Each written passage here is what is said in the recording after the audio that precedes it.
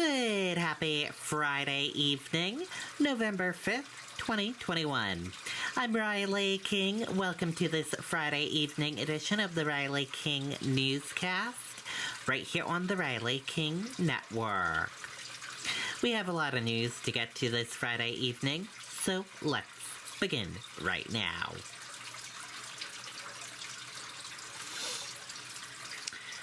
First up, authorities investigate suspicious death in Nashua. Let's take a listen to that video from WMUR News 9. Vacasa is a modern way to care and earn more from your vacation home. With our proprietary tech. Well, Jen and Tom, investigators have been working this case for more than 12 hours now, but the Attorney General's office is not releasing much information despite several inquiries by News 9. Now, the AG's office first reported this suspicious death right around 4 o'clock this morning. The investigation is centered on a home on Auburn Street here in Nashua. That's in the neighborhood of Holman Stadium, if you are familiar with this area. The AG's office says, based on information currently known to its investigators at this time, there does not appear to be any danger to the public. However, officials will not release any further information regarding that reasoning. Nashua police were on scene all day today. Officers were positioned outside this home as detectives could be seen going door to door, speaking with neighbors as they work to figure out just what exactly happened here. But again, the Attorney General's office remaining tight-lipped about this case. We are expecting to receive an update sometime this evening, and of course we'll continue to stay on top of this story and bring you those updates as soon as they are available, both on air and online. For now, reporting live in Nashua, I'm Tim Callery, WMUR News 9. Okay, and there you go on that video and that report.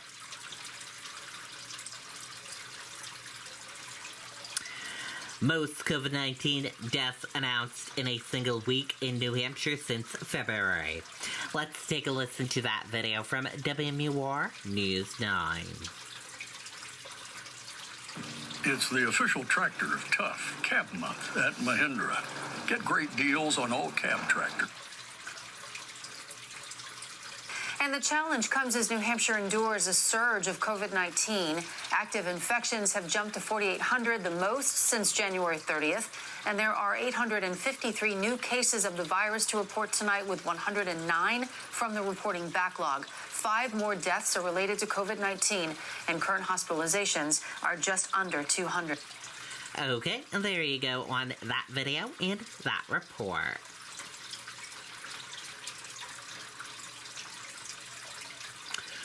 Three New Hampshire adults diagnosed with Jamestown Canyon virus. 2 of the patients were hospitalized with narcological symptoms.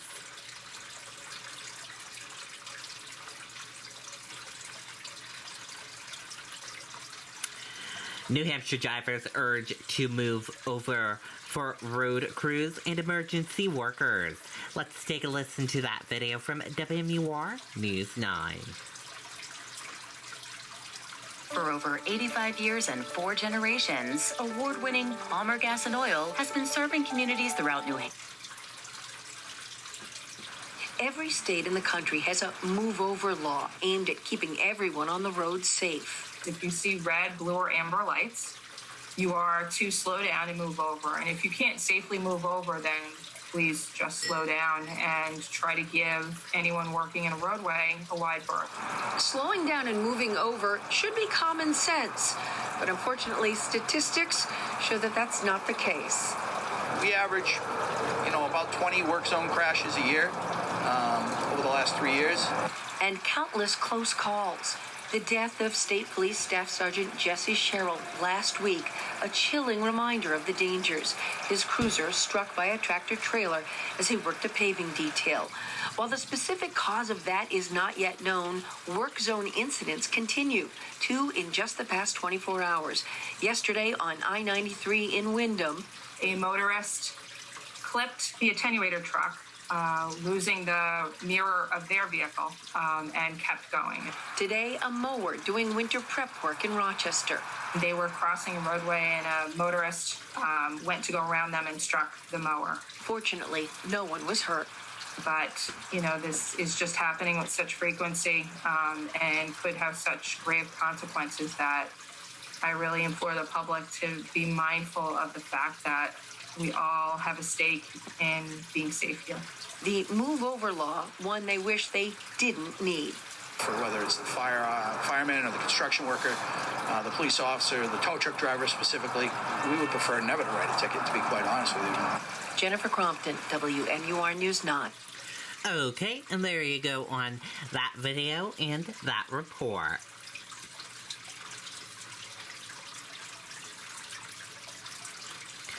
Exeter man helps crack Massachusetts cold case.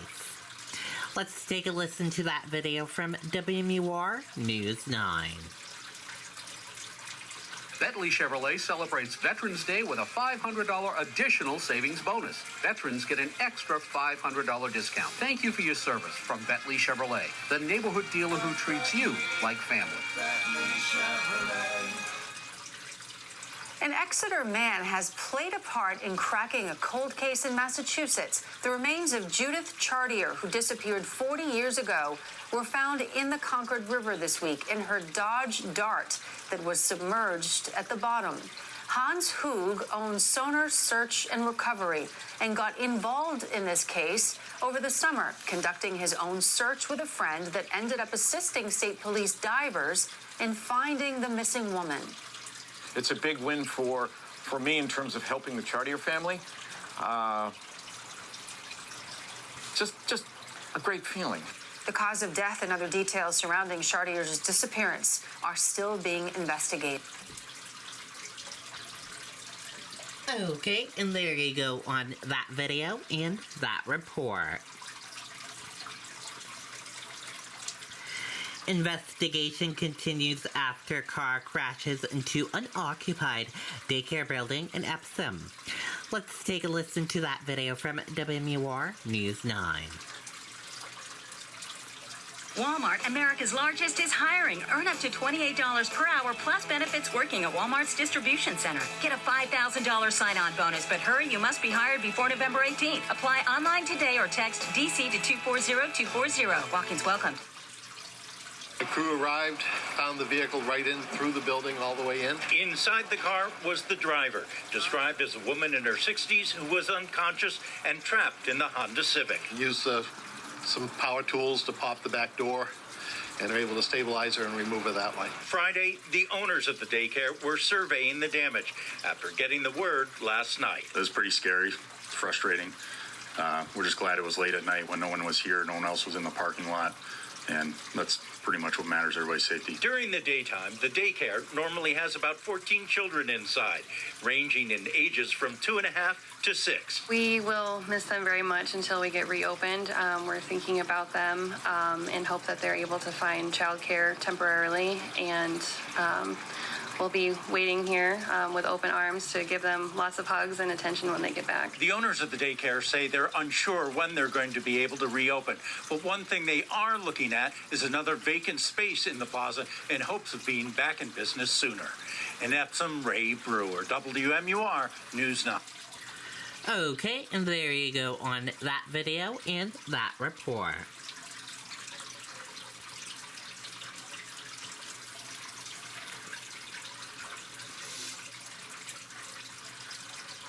Family, former colleagues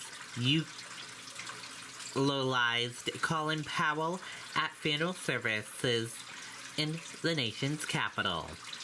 Colin Powell, a trailblazer, solidaire diplomat who rose from humble beginnings to become the first Black Secretary of State, was remembered by family friends Friday as a principled man of humanity and grace whose decorated record of leadership can serve as a model for generations to come. Take a look at the video. The versatile Kubota BX series. Easily switch attachments to mow, haul, trench, or do whatever needs to get done. Talk to your local Kubota dealer today to schedule a demo. Where dust meets This old race will soon be over. There'll be no more race to run. And I will stand before God's throne. All my heartaches will be gone. And I'll hear my Savior say, "Welcome home." Be real quiet. Listen real carefully. And you might hear our Savior say, "Colin, welcome home. And here's your starry crown." As I grew to know him, I came to view Colin Powell as a figure who almost transcended time, for his virtues were Homeric: honesty, dignity, loyalty, and an unshakable commitment to his calling and word. For as he said in his autobiography, his journey was an American journey. Colin Powell was a great lion with a big heart. We will miss him terribly.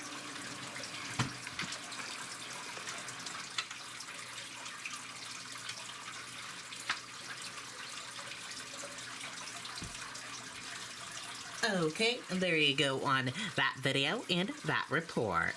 And that does it for this evening edition of the Riley King Newscast right here on the Riley King Network. Thank you for tuning in and watching. Have a great rest of your Friday evening and see you back here tomorrow for another newscast.